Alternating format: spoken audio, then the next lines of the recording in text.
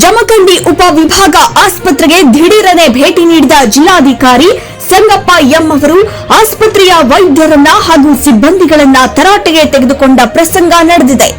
ಆಸ್ಪತ್ರೆಯಲ್ಲಿ ಸ್ವಚ್ಛತೆ ಬಗ್ಗೆ ಹಾಗೂ ಔಷಧೋಪಚಾರದ ಕುರಿತು ಸಿಬ್ಬಂದಿಗಳನ್ನ ತರಾಟೆಗೆ ತೆಗೆದುಕೊಂಡರು.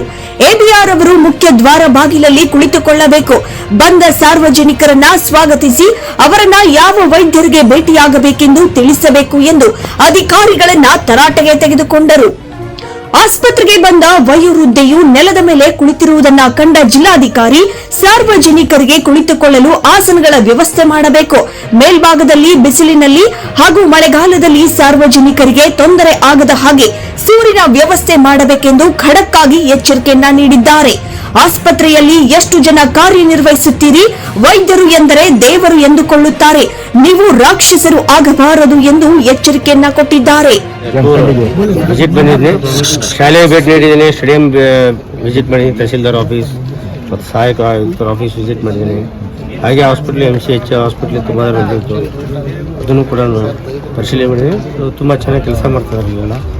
ಎಲ್ಲ ಸಾರ್ವಜನಿಕರು ಕೇಳಿದ್ದೀನಿ, ಅವ್ರು ಯಾರು ಬಂದಿದ್ರು ಅವರು ಒಳ್ಳೆಯ ಅಭಿಪ್ರಾಯ ವ್ಯಕ್ತಪಡಿಸಿದ್ದಾರೆ. ಶಾಲೆಯಲ್ಲಿ ಅದ್ಭುತವಾಗಿ ಮಕ್ಕಳು ಚೆನ್ನಾಗಿ ಓದಿಸ್ತಾ ಇದ್ದಾರೆ, ಇದರಿಂದ ಸಂತೋಷವಾಗಿದೆ. ಜಿಮ್ಮಿಗೂ ಕೂಡ ಭೇಟಿ ನೀಡಿದ್ದೀನಿ. ಸ್ವಲ್ಪ ಅವರು ಇಲ್ಲಿ ಒಳ್ಳೆಯ ರೀತಿ ಜಿಮ್ ನಡೀತಾ ಇದೆ, ಜಿಮ್ ಕ್ರೀಡಾಂಗಣ. ಅದರದ್ದು ಕೂಡ ಏನು ಅಭಿವೃದ್ಧಿ ಪಡಿಸಬೇಕಲ್ಲ, ಅದರದ್ದು ಕೂಡ ಅಪ್ರೂವ್ ಕೊಡ್ತೇನೆ. ಸರ್, ಆಸ್ಪತ್ರೆಯಲ್ಲಿ ವೈದ್ಯರ ಸಂಖ್ಯೆ ಕಡಿಮೆ ಇದೆ ಅಂತ ಹೇಳ್ತಾರೆ ಸಾರ್ವಜನಿಕರು. ಇವಾಗ ಈ ಕೋರ್ಸ್ ಸ್ಯಾಂಕ್ಷನ್ ಹೋಗುತ್ತೆ, ಇಲ್ಲಿ ಪೀಡಿಯಾಟ್ರಿಷಿಯನ್ಸ್ ಎಲ್ಲ ಇಂಪ್ರೂವ್ ಆಗಿದೆ. ಇವಾಗ ಮುಂಚೆ ಕಡಿಮೆ ಇತ್ತು, ಇವಾಗೆಲ್ಲ ಇದರಲ್ಲಿ ಕಾಂಟ್ರಾಕ್ಟ್ ಇದರಲ್ಲಿ ಪ್ರತಿ ವಾರನೂ ನೆಕ್ಸ್ಟ್ ಒಂದು ವಾಕಿಂಗ್ ಇಂಟರ್ವ್ಯೂ ಇರ್ತೈತೆ, ಬಂದು ಹೋಗ್ಬೋದು. ಪಿ ಜಿ ಸೇರ್ಕೊಂಡು ಬಿಟ್ಟು ಹೋಗಿರ್ಬೋದು. ಇವಾಗ ಪ್ರಸ್ತುತ 3 ಜನ ಮಕ್ಕಳು ಇದ್ದಾರೆ. ಗೈನಕಾಲಜಿಸ್ಟ್ 3 ಜನ ಇದ್ದಾರೆ. ಮುಂಚೆಕ್ಕಿಂತ ಜಾಸ್ತಿ ಆಗಿದೆ ಇವಾಗ ಡೆಲಿವರಿ.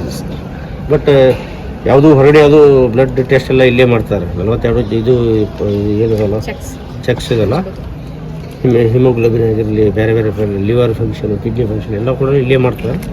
ಚೆನ್ನಾಗಿ ಮಾಡ್ತಾ ಇದ್ದಾರೆ. ಸಾರ್ವಜನಿಕರು ತಾವು ನಾನು ವಿಚಾರಿಸಿದ್ದೀನಿ.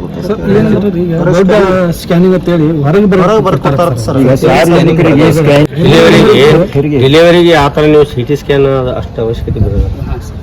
ಇದು ಅದ್ರದ್ದು ಇದು US ಇದೆ ಸರ್, US ಇದೆ. ಒಬ್ಬರು ರೇಡಿಯೋಲಜಿಸ್ಟ್ ಅಲ್ಲ, ಅದು ಅಷ್ಟು ಇಲ್ಲಿ CT ಸ್ಕ್ಯಾನ್ MRI ಬೇಕಾದ್ರೆ ಇನ್ನು ಅದನ್ನ ಭೇಟಿ ನೋಡ್ತೇನೆ ಅಲ್ಲಿ ಏನಿದೆ ಅಂತ.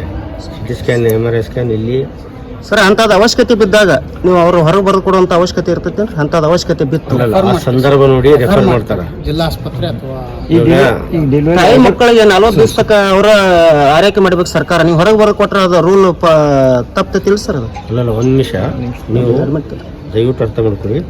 ಇಲ್ಲಿ ಯಾವ ಪೇಷಂಟು ಯಾವ ಥರ ಕಂಡೀಷನು, ಆಕ್ಸಿಡೆಂಟ್ ಕೇಸಸ್ಸು, ಬ್ರೈನ್ ಇದು ಆದಾಗ ಕಂಪಲ್ಸರಿ MRI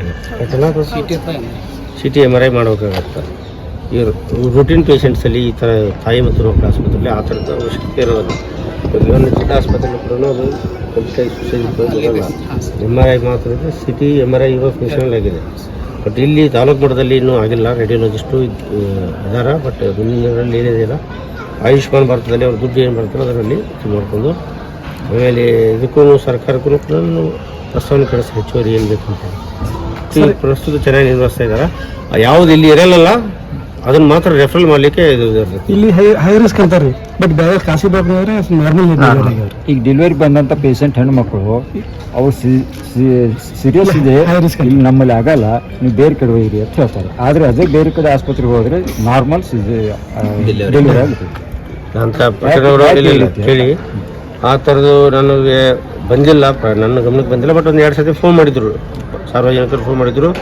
ಸ್ಪಂದನೆ ಮಾಡಿ ಇಮಿಡಿಯೇಟ್ ಅವ್ರಿಗೆ ಬೇರೆ ಗೈನಕಾಲಜಿಸ್ಟ್ ಮಾಡಿ ಡೆಲಿವರಿ ಮಾಡಿಸ್ಕೊಟ್ಟಿದ್ದಾರೆ.